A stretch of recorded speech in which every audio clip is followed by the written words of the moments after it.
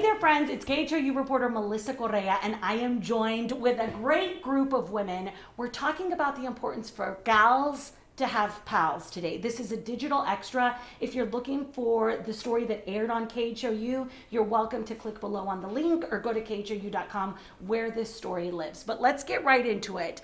I mean, on the surface, when you all heard the talking point today, we'll start with you. When you hear the importance of gals having friends, why did you want to be here today?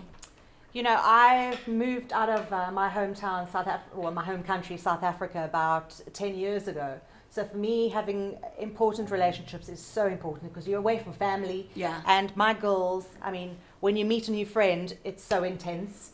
You're like, you've been with them for like 10 years opposed to like a week. So here's my mate Tracy, and we met about 6 months ago. A lifetime ago. Literally, it's like having family, away from family. And girls, we're powerful, we're amazing. Friends are important. How has it changed your life, Tracy, just being in this new area and finding someone who connects with you on so many different boxes? It's a big change. I mean, I've been here 6 months, and it was literally a friend who said a friend, another friend. My friend lives also in Houston, so she lives around the corner. So I got hold of her. She literally lives like 5 houses from me. So it's made a huge difference because I had nobody. We are brand new in this country, and I met one of my best friends. Yeah. Yeah. I was telling you gals that I was talking with this psychiatrist yesterday and kind of delving into the need for gal pals. And she said, research shows that women need to spend time with women at least twice a week. 70% of women say this makes the rest of their life so much more fulfilling. They're better parents, they're better friends, they're better daughters and partners.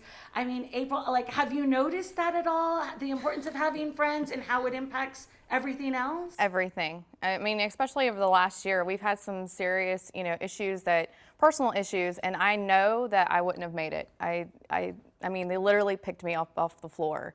And so there's times where you also feel like you're not alone, or that your thought process or the way you parent, or even if you are different, that there's something different, you learn something new, and I wouldn't have made it. I seriously wouldn't have. How long have y'all been friends? Gosh. Ooh. Since 2011.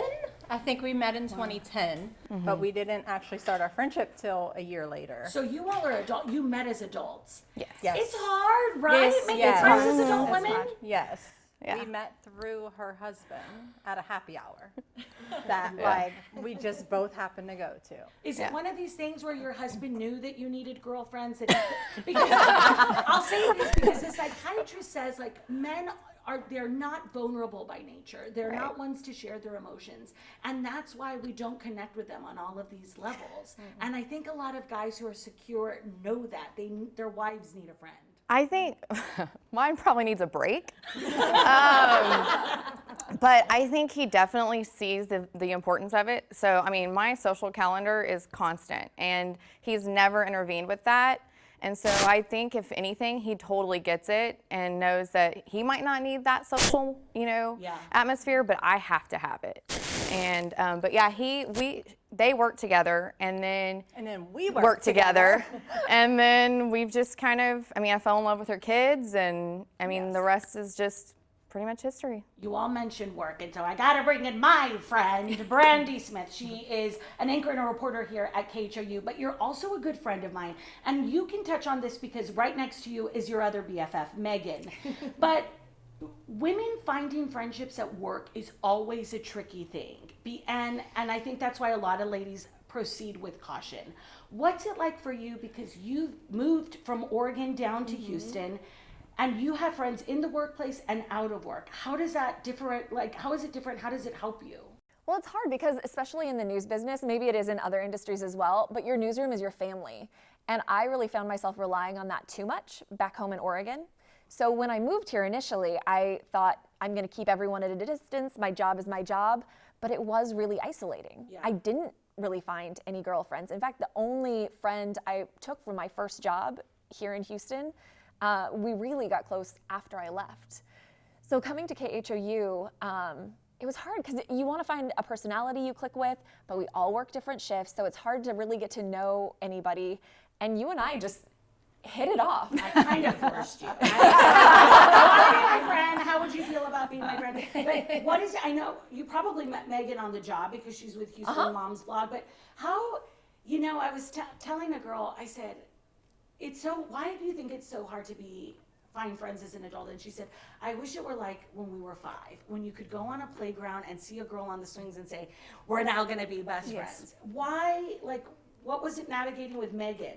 I think social media was a huge part of it because we connected at a couple different events, but didn't go deep. And, you know, started following each other on social media, and the things she posts, I'm like, oh, this girl gets me. And so then we made time to actually hang out and get to know each other, and found out we're the exact same person. We were just born in Oregon and in Plano. Yeah. Yep. And I think that was a huge part. And that's like my favorite C.S. Lewis quote, and I posted the other day, was friendship is born at that moment when you can say, oh, me too. And I just remember we sat at dinner one night, and I was like, wait, like you too? Like that's how you felt? And it like was down to just, the like, same the best- family drama. It was the best feeling, and it was so fulfilling. And now we've like spent holidays together and spent Christmas together. It's She been had me over amazing. for Christmas. Yeah. It was so fun. It's a big It was deal like the because- best Christmas. I was going to say, if you were clearly here for the holiday away from your family, what would you have done without friends? And there have been a lot of those empty holidays where I would almost rather work Yeah. because otherwise I'm just sitting in bed watching Netflix. So this was a vast So improvement. instead, we Yeah. ate pie and had cocktails. Had some wine, And yeah. it was good. Friends are there just for carb connections, I think sometimes. But you all said something that's so interesting, which is you all kind of bonded over social media, and I'm targeting you two as Mom Holds Jackson. I've also heard from women, social media and Instagram makes it really hard to want to seek friends because people are curating at super speeds online how perfect their life is, how they already have friends. How on earth would you all kind of fit in? Do you all feel that way as women when you're trying? I mean, you're new to Houston as well. So we actually met on Instagram before I moved here. Yes. So I don't think that's always the case. I think sometimes it is, but we met on Instagram and we both had fitness in common. We had both had babies recently.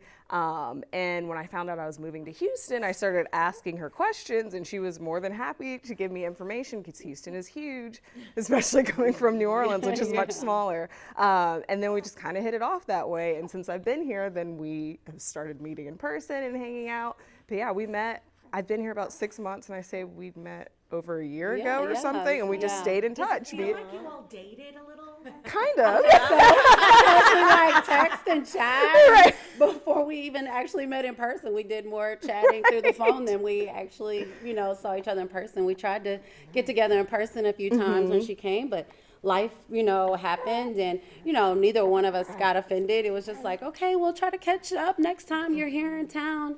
So it was it was like we were already friends, where we were giving each other grace if we didn't get to see each other in person, but still stay connected. And a lot of you all are moms, and you talk about and having it be a slower pace. And so I think I'm not a mother, but I know from hearing from my friends, there's a lot of pressure to do everything right. And sometimes that means I think mothers think that they have to put their personal relationships, their friendships on the back burner. But I would imagine having like a support system allows you to thrive.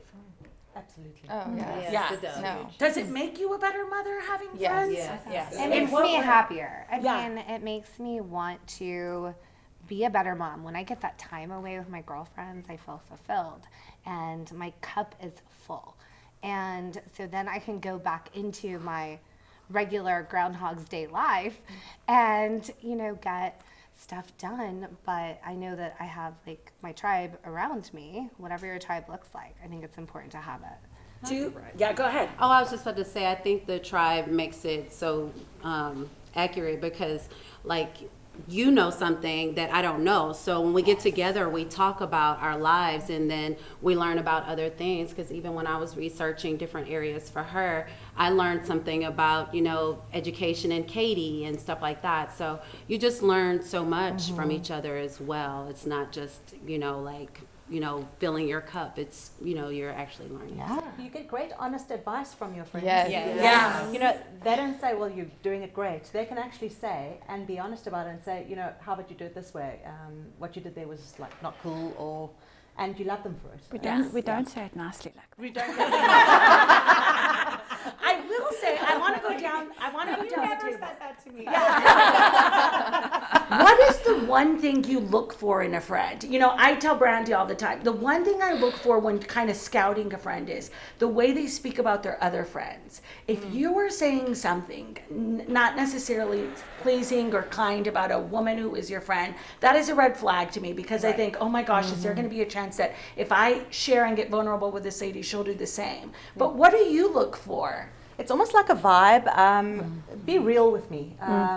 If you're having a bad day, say you're having a bad day, and when you introduce yourself or meet, you can actually feel from that person if they're being real or authentic. Or being authentic is just The key. It's the key. What do you look for a It's friend? the honesty. I Yeah. think it's the same thing. Yeah. You get that initial feel. It's terrible. You shouldn't judge a book by its cover, but you get that feel. She's being honest. She's not. For me, it's honesty. Yeah. And you all met over margaritas. So I feel like you at a certain point the authenticity just has to come out. Yeah. But did you all kind of test is maybe not the right word, but do you put a little thing out there to see if this person gets you? I don't know. Because we started. You just complete each other's sentences. We do in a way. We really do. We're very different, and then very we're similar. similar. And so I think that's like the refreshing part of it too. We really got close when I was teaching at the time, and we needed a teacher. She had mentioned at Margaritas she wanted to teach. Literally called, was like, "Hey, I got a job." Came in, Interviewed, got the job. And she was my mentor. So And just kind of like guided me through everything. It's going to be okay. This is how we do it. And it was just reassuring, but she was funny, but also like had it all together. Like You admire each other? Yes. Yeah. Deeply. And like we said the other day at lunch, like we're never walking on eggshells with each other. We can just tell Yes, each you other can be honest. anything and laugh while we do it. Yeah. So I think that's super important. What is your advice for people who are scoping out gal pals on social media? Like, what did you post that made her want to connect with you? And how I posted too. It was New Orleans. That's what got me. It was Mardi Gras, and I was like, oh, she's having a good time. With my toddler. Me and her were Mardi Gras buddies. No, seriously, I think it's just kind of like they said, being authentic. You can tell even on social media when people are being authentic and when they're not being authentic. And it's okay to have a bad day. And there's a lot of people who are having bad days. And sometimes people want to know that, hey, I'm not the only one who's having a bad day today. Which I think that is really important, especially as moms or even as friends in general, with or without kids, for you to be able to go to somebody and say, it's been a hard day. This is really hard. And for somebody else to say, that's okay, it's hard for me too. Or I've been through that. Maybe not now, but I've been through that and it's hard. You two gals, are that you all are close to sharing Christmas cookies and pajamas. Are there things, and is it okay? Do you all know intimate stuff that maybe you don't share with your partners or your families, but you share with your friends because of that trust? Yeah. I think so, and I think that's a big portion of how I gauge my friendships. I have a lot of friends, but I have very few people that I go deep with, and those are the people that are like leaning into me in the really tough times, and we're sharing all those things, and then eventually coming out with laughter at the end. But I need, and I don't need I don't need 10 of them. I need a couple. Two. And and that truly, I think that's where friendship transforms. And it transforms me as a person, just to know that somebody else, no matter what, has my back. And it's the best feeling ever. And you and I do this. Megan and I do it too. If we're having a rough day, I can text you and vent a little bit. And you are a cheerleader. You commiserate, and then you're like, you know what? You got this. Go do it. And I know I can do the same with Megan. And there are very few people I feel like I can do that read with. your face, man. I'll see her post and I'm like, oh. I get texts some mornings like, what's going on? Something. There are two things that I talked to the psychiatrist about, and I'll just take it for the table. So Kyle, get your feet ready to run, depending on who talks. But I asked her one thing, and I said, what do we say to the girls who, we know it, who always say, I do better with men. Girls don't like me, they're not my friends. You know, I've never had a girlfriend. And the psychiatrist told me something interesting, and she said, if you hear that from a woman, that is even more reason to reach out, because somewhere along her growing up, she had a traumatic experience with women, and that's what she thinks, because we do need these connections. She said women, we can extend our life expectancy. Having good, solid gal pal friendships can make you get over a cold faster. Even there's studies showing breast cancer can be, you go into remission faster if you've got girlfriends with you. So what do you say to women who might be watching this and saying, girlfriends are not for me? Girls go deep very fast. I find, you know, and it's great hanging with guys, and I'm not saying guys don't go deep, but guys keep it like they shoot the fun. Yeah. Whereas girls, I mean, I can tell you a story and within half an hour I can be crying. I can have told you I overshare a lot. As the girls this weekend. Yeah. And it's so important because they hold you up. Girls go deep. They go in the trenches. Yeah. You need girls. Yeah. Well, I do. Were Definitely. any of you ever one of those girls? Who We did? both Yeah. were. Yeah. I want to hear from all three Absolutely. of you. You didn't think girls liked, like, what is it about that saying, like, I don't do well with women? I think for me, what I found, like working with guys and stuff, was just the Working. There's your well, point. that too. Working. But I think it was with guys, it was just straight. Like I didn't have to like mind read No. or like, because I don't do it. You know, it's There's just no like emotion. You yeah. don't have to bring the emotion out. Yeah. Women need emotion. Just black and white. Yeah. you must have been talking to my therapist. Well, look And at our for me, husbands. Our husbands. that is the thing. Like the emotional part of it, I think is really for me is it was just, I don't know, easier to just blunt. Here it is on the surface, you know, and No flowers. realizing what women bring to the table and the different dynamics, and it's okay to not be perfect. I'm obsessed with, you know, everything being in order and neat and Yeah. you know, and it was so nice to finally meet people that allow you to be broken or allow you to be whatever you need to be that day, you know, and not having to be the perfect person all the time. And they can help you get back together Yes. if you are in pieces. And you said the same thing, and I know you all Mine have was the a connection. stage. Mine was like late high school through college. And it just felt like all the girls were like trying to one up each other. Yeah. And I didn't want to participate in that. It was a drama. I had a boyfriend, stayed with him, and the other guy friends. Like I lived with all guys at But one did point. you feel ever lonely with that, or like? I don't know think that I you can did. remember. I think I did because some of my friends who were younger eventually moved and went to the same university as I did, and like I'm like, hi, you're here, let's be friends. So yeah, I think I realized I was missing out on something. Yeah. And Brandy, you raised just your took hand. time. Yeah. What do you think you missed out on? Well, the reason was I was bullied through middle school and high school. And it was the popular girls who I always admired and wanted to be one of, but never was. And so in my mind, that's how they all were. And I was lucky enough, I had 2 girlfriends who I've known since I was 2 years old. And I had them always, so there was always that safety net. I had Shasta and Kinsey there, and then my friend Sarah was added in. But yeah, through high school and into college, I just didn't want any of it. I was afraid of being the target again. And so I stayed away. And it was really probably once I had my daughters that I decided I needed to find other women I connected with, but that's still been hard. I was going to say, don't you feel like you still have a little bit of a Yeah, wall? I really do.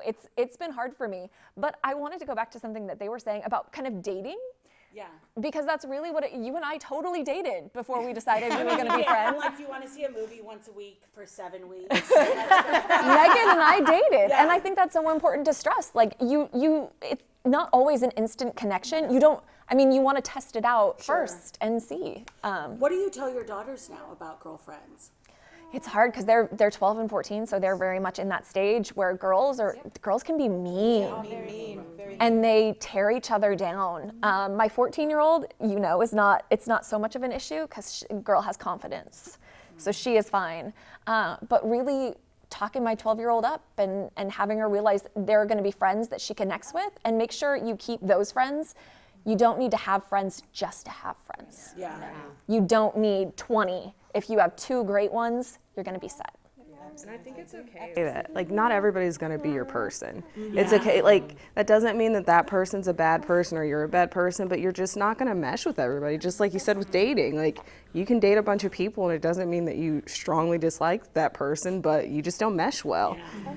I also think sometimes we think, especially with childhood friends, because I've seen it with my sisters and my friends, they think because you were friends as children, you have to be friends for the rest of your life. And something that I'm grasping with at 35 is friends come in and out. There's seasons and there's reasons for everybody. And sometimes it's okay to say, listen, we've outgrown this and we've pulled all of the gold that we can from this, and then we continue. But I don't know if anybody's had to kind of put some friendships off to the side as you grow older or become a parent, or I think like leaving the country and starting fresh. I mean, you arrive in a new country and you know no one but your husband. So we lived in Nigeria for 6 years and we just got married, so there was no kids, there was no schools that you could just bump into a new mom and like have something in common. You really had to go out and sell yourself, and suddenly you're without a job and you're so vulnerable. And I think that's where I really found my true amazing friends. yeah. And you change.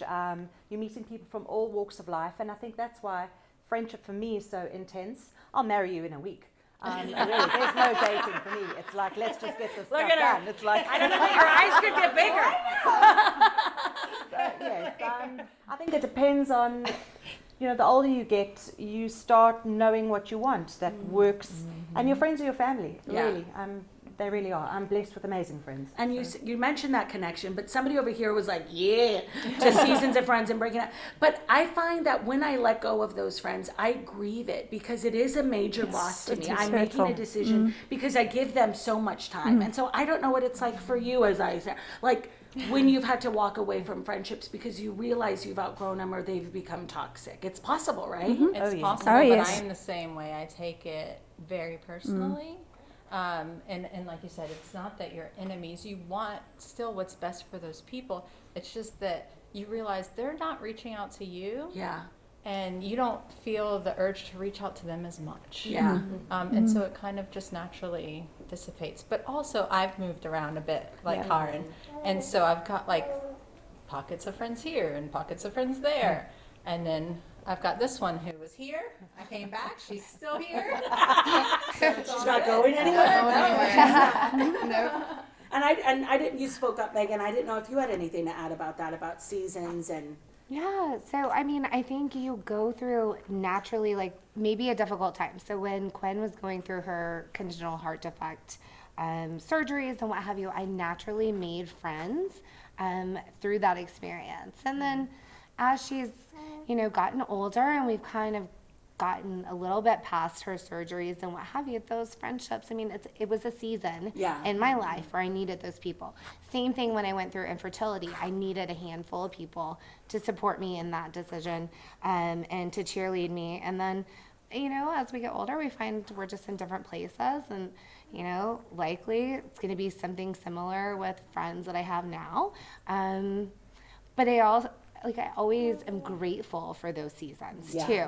So, I mean, while it's hard to go through, I remember them fondly, and I'm always remembering XYZ who walked me through ABC, Yeah. We'll start with you. I'll put you on the spot and we'll go from there. But I will say, one of the interesting things, I think why this story is so important to tell in Houston, especially the new year, a new decade, is because thousands of women move here every year and often by themselves. And I'd like to think all these gals are moving to Houston for like straight up cool jobs, in oil and gas, in the medical industry, to be teachers, to be professors at our universities. Like they're coming to Houston for major change and oftentimes by themselves. And so what would be everyone's advice as to put yourself out there to try a friend? Is it just following you on Instagram? Yeah, just a couple hashtags. Yeah, it can be that simple, but I would encourage her to actually get out in real person, real life.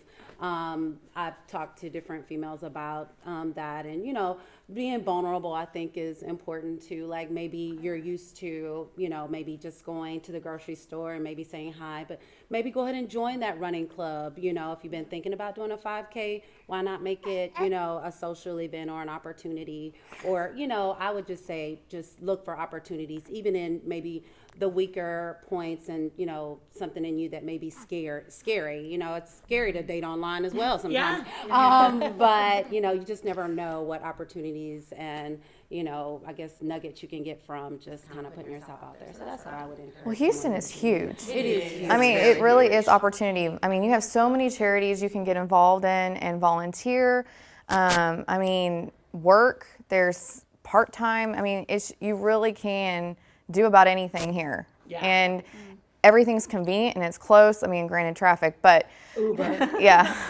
But I mean, really, you have so much opportunity here. And and I feel like, well, Houston and Texas in general is just good about making sure you have those things. I mean, the blog in itself, it was great for her. I mean, I was ecstatic when she got that opportunity. I was like, okay, she's going to get a new group. She's got things that she can go and do. And it's just that simple, taking that chance and saying, I'm going to try it.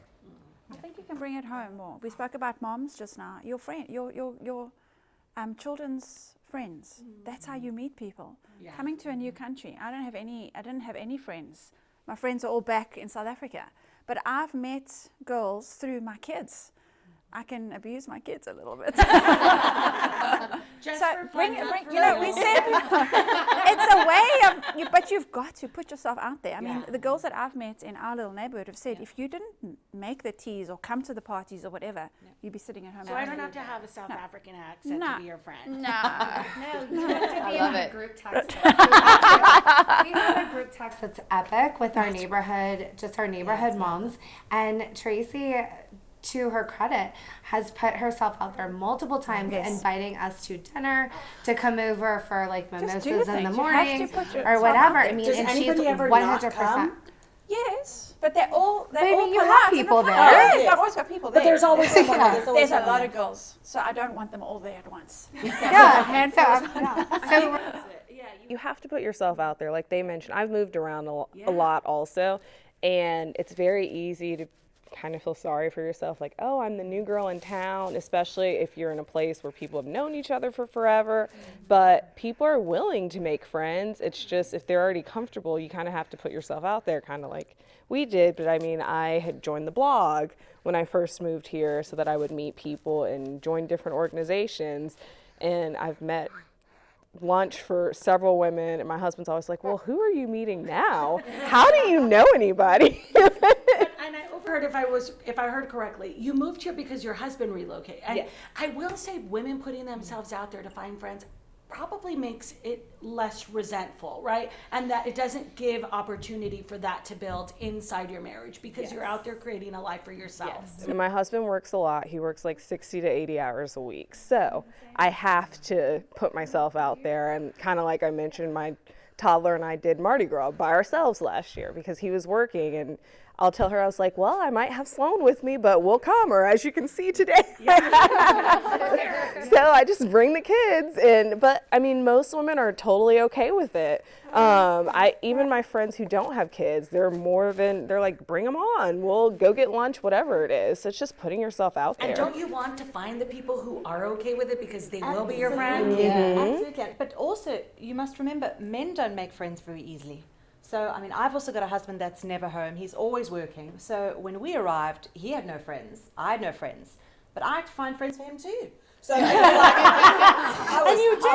like, you found my husband. So she literally like hit him up on like a stoplight and was like, I'm Karin, we just moved here. And I'm like, who is this Karin person that you're telling me about? To my husband. And I'm like, it's fine. And I'm like, why don't you go hang out with Wayne? It's all very normal. Do they have a cool car? told you. I've been married. We're walking.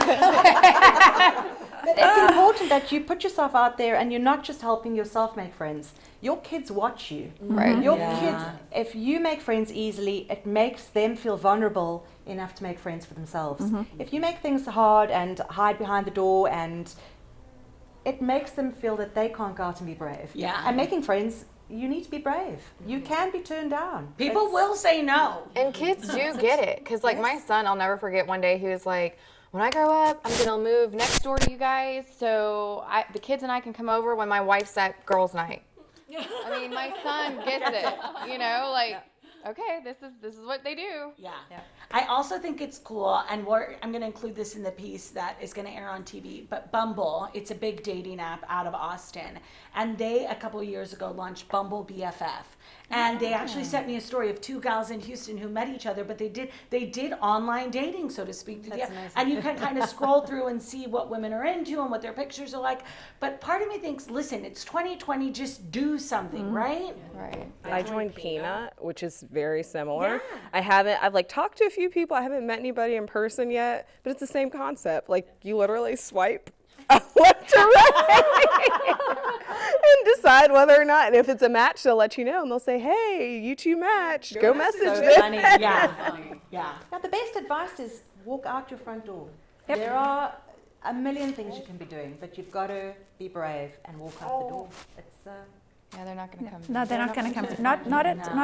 Not unless you work with Melissa. All of you.